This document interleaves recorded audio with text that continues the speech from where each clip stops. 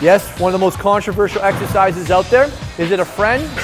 Is it a foe? So I will say that the way that 99% of people do the upright row is unsafe. It's unnecessary. I'm gonna show you a better exercise in this video that has the same muscle recruitment pattern, and it's far more natural for the scapula and the humerus. But let's first take a look at how most people do upright rows. Most people have been taught to go very close grip. Some people have been taught to go medium grip. Some people have been taught to go wider grip. Some people have been told to do the straight bar, to do a Z bar. Different variations to try and alleviate what's the biggest concern with this exercise, which is impingement of the shoulder joint. But if we were looking at the rotator cuff muscles, doing this movement does smush the supraspinatus, and it causes a lot of issues, all right? Especially if the movement's done too fast, and especially if the movement's done too heavy. Now, what I want us to look at is a healthier way to do the upright row, all right? The upright row, if we involve natural scapula and humeral rhythm, we can get the exact same participation of the delt muscles that we would get going up and down, okay? This movement is essentially having somebody put your arm into an arm bar and twist. A lot of stuff has to change at the wrist joint. You see what's happening at my wrist? This is called ulnar deviation, all right? All of the stuff on the front is being lengthened and none of this stuff is engaged. See how the muscles just like popped when I went like that? So you can't maintain this neutral grip, which is creating a lot of ulnar deviation at the wrist, which is putting your joints in a very compromising position. So this position, see this? See what my wrists have to do to get up here? Even here, you see what my wrists have to do? Look, see how my wrists have to go in an ulnar deviation? I can't maintain what's called radial deviation, where I can get flexion and I can engage these muscles to maintain a more natural path. Even if I go really wide, now my wrists still have that ulnar deviation. See? Even if I go way out here, I'm still doing some funky stuff at the wrist to just get into this movement. So we can pretty much say that almost all variations of an upright row with at least a fixed object like this or a straight bar can be thrown in the garbage. This movement, what does this movement look like? If you cut my arms off right here, you took a hacksaw, sliced me off right here, what does this motion look like? It's a freaking lateral raise. This is a lateral raise. Let's look at a lateral raise.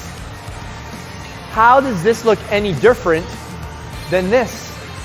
It's the exact same participation of the same muscles. Yet, with this motion,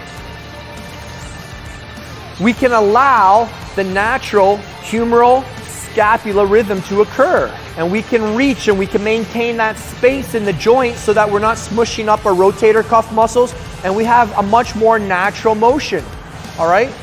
And what you can also focus on doing is allowing your shoulder blades to move. So we're not gonna do anything like this or anything like this.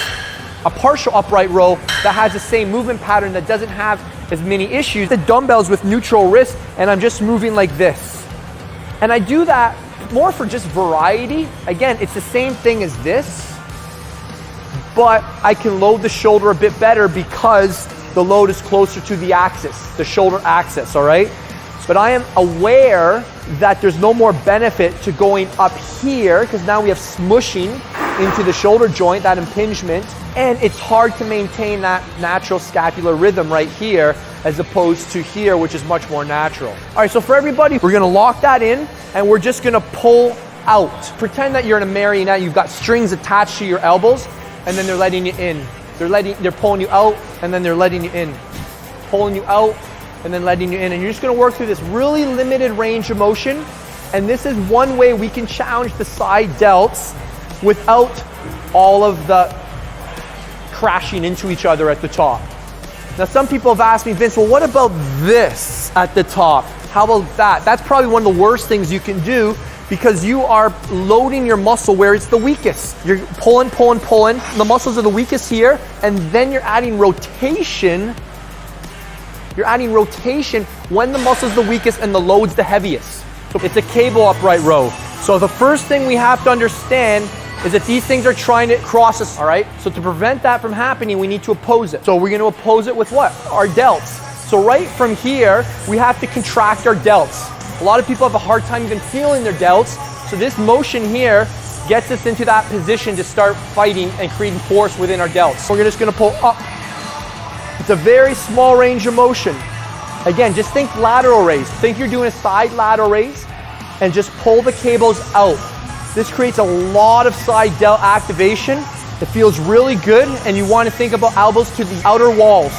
And that's it. Out, in. Small range of movement. We don't need to go way up here, because that's when the wrist stuff starts changing. That's when the crashing starts occurring, right? Upright row is an exercise that has very, very small benefit. When going up here, high risk. All right, I am not a fan of any version of a barbell upright row. I think it's an exercise that you can safely throw away, and you don't need to do it because you can make it a lot better just with the versions we've taught you in this video.